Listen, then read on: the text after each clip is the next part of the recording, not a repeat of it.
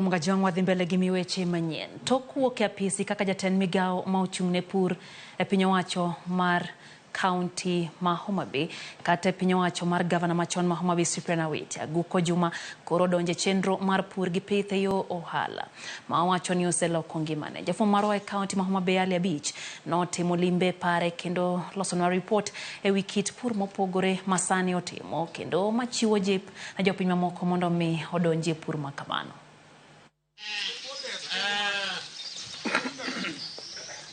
Bang' wuok e apisi mane obedo kuom higni 5 kaka jatend migao mochung'ne pur pith jamni kod chenro mag lupo e sirikand gavana machon ma Homabay Awete mane en jatend migao Aguko Juma koro keto tekone te e chenro mar pur kod pith e yor ohala ma bende otime e yo malach. Ne watimo limbe e puothene manitie gweng' mabedie Lambwe Wuode ka chud bura ma Suba North kama osebedo ka otime kit pur kod kothe ma opogore, olembe ma opogore, jamni kaachiel kod kit le mamoko ma bende pidhe mier kendo osebedo ka otuomo pesa chenro mar pur kod pith ma otimo. An gi almost gimoro amora ma jaluo nyalo gombo bedo. An gi bando uneno, an gi kal, an gi oganda, an gi njugu.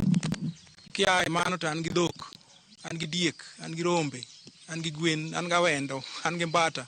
But the main crop ma an go this season en bando. Apidho bando cool 34 acres. To 24 to say gikend near maturity level. Mi neno gin bando makro duoko wino. Ma ok I expect any weather disaster manyalo ketho sani. So why expect new kasa kero mo to biro nwango ke maber. An gi bando mapod ne piny bende ma some 11 acres. Oganda an gi 7 acres mosechako lokore purple. Makani en chieng' rieny to in 3 weeks akayo. So my expected harvest ka gik moko dhi as they are, bando I expect ni okadhi yudo less than $600. Bare minimum. Kama gisegi chope sani. Oganda wanyalo hit between $40 and $50. Njugu nikech atimo 3 acres kaito na tiyo gi the traditional method mitielo chuny njugu cha.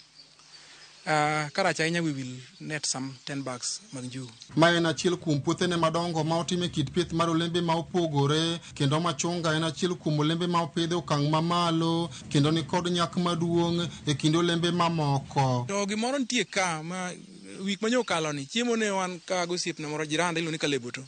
To we were just joking, watimo some video shooting e puodho tie machunga moro kanyo. Taore wall mar welfare ma Lambwe. Ma jaurga kamano. Kiwinjo ji magona simu kaendi. Gin ji madongo. And ji te penjo man to kudhino ni kanyi to bigi gadier. Kina harvest machunga. Kiny. And specifically tielo mineno ma the viral ni. En ka kinya harvest kina cover. Kendo gi video. Mondo wakwan ni to be ogolo 1,000 mana wacho cha or less or more. Paisan gi rabolo ineno. Avocado idhi miyudo ka nitie maolo, nitie mochiek. Besides machunga. Tij pur kod pith masani koro kete maino mare owacho ni osemiye yuto maduong' kendo oseloko ngimane ka opim kod osara mane oyudo e ofise mopogore ma osetiye. Tije asebedo katimo tije madongo nikech of course asomo and ne wasomo chon kapod joma ne nyalo kalo penje level man wakale benetin. And tije masetiyo go osemiya reasonable income. To comfort ma koro an godo sani en ni pod achiew sa 12 kaka nja chiew ndalo cha. Tawuotha dhi anen ang'iyo puothena kuonde ma ji tiego. Then nitiere crops ma piny luo ka because of weather. Maritan margi is too early. Sunflower is a 65-day crop. Makichopo 75 tiseuse. Bando, most of our crops are 90 days. So in 3 months, kitimo 20 acres mar bando, tinwango you are 500 bags. Then you are talking of 5 million.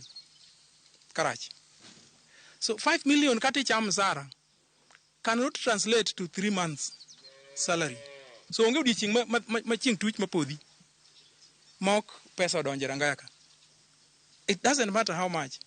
To nitie seasons ma pesa donjo kama dongo. Wadhi kodi store ineno bando man gi store about $150. I'm happy, I'm reluctant, I'm not selling soon. Abiro uso ka nengo chopo e seche ka. And okabi uso ne okaus ga normally ne big vendors. Ni ng'ato biro gi lori to ting'o dhego. No, jogo onge chamango. Aguko Juma wacho ni piny luo ni kod teko mar golo chiemo manyalo pidho oganda mathoth ma usi e counties mamoko to mana ka omi jopur sir ma otegno kaluwore kod chenro mag pur ma gitimo. Jaluo dwa duogo e lo ka and giduogo gi somo moro mamalo, giduogo ka gin gi pesa matin e lwetgi magi nyalo chakogo. And given support, mochom gi achoma ter mondo gi encouragement ma ji weringe siasa mondi matin ma ji duogo purka. In just 2 years, we will be unmovable.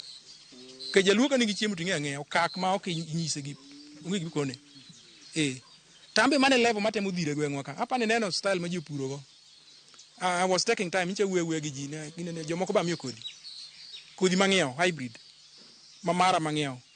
Ero ka mine moko ipogo mfuko achiel ipogo ni ji ariyo. To kidhi ng'iyo kuonde ma gikomego, there's a big difference between kodhi mana miyogi gi mag gi mane gintiere godo ma kienyeji. So pur nigi good income, pur miyi a lot of exercise, kata mi nindo comfortably. Ma kata ka guk gi oko to kiluoro ahinya to magisedonjono bin signature mo manyagoyo kamba kacha mukelo magi. Aguko wacho ni sani onge kod paro moro amora madhi yudo tich ofise mag sirikal, kendo sani koro pur kod pith e yor ohala ma sani koro timo ema koro kete teko ne te. Adong gi only 2 months tachopo 60 years. So technically ng'eni energy be koro dok piny. Nyithinda be koro manyo tich offices oko. Just imagine ni koro wuok adhi go lam, tidonjo office to nyathini biro romo go kowuok e the same office. Kati wuok to nyathini bende donjo e same office. It doesn't make sense. So ana setiyo, igni masetiyo go te, an gi results ma I'm proud of, tire kunde be mana failure. I always like giving opportunities to young people. Nikech ambe ne ji omi opportunity. Kunde mana tiyo go te nitiere old people manoweyo. Koro kwa donje. To age oseromo, umera kata neno makipande na oseromo. I would be happier to see another young person take over mondo donje. I'm not looking for a job. Alia Beach, Ramogi TV, Homabay. Jep makare madonjore keche mag pur nyakoro mga juang